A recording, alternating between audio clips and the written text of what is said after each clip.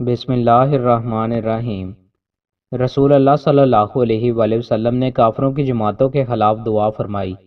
فرمایا، اے اللہ، اے کتاب نازل کرنے والے، اے جلد حساب لینے والے، کافروں کے گروہوں کو شکست عطا فرما۔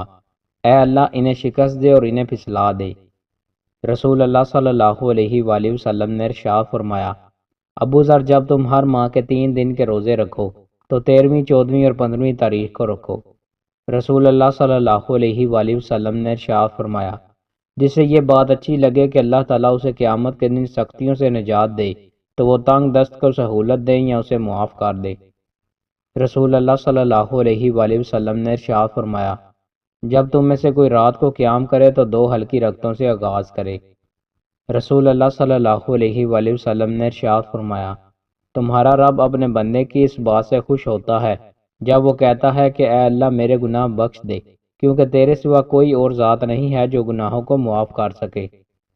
رسول اللہ صلی اللہ علیہ وآلہ وسلم نے ارشاد فرمایا، رزق کے بارے میں کبھی بھی یہ خیال مت کرو کہ وہ دیر سے پہنچا، کیونکہ کوئی بھی بندہ اس وقت تک نہیں مرے گا جب تک وہ اپنے رزق کا آخری لقمہ نہ کھا لے، اس لیے حلال لو، حرام چھوڑو۔ رسول اللہ صلی اللہ علیہ وآلہ وسلم نے ارشاد فرمایا، قرآن کی ایک سورت جو 30 آیتوں والی ہے اپنے پڑھنے والے کی سفارش کرے گی یہاں تک کہ اس کی مغفرت ہو جائے، اور وہ تبارک اللہ ذی بیدہ الملک ہے۔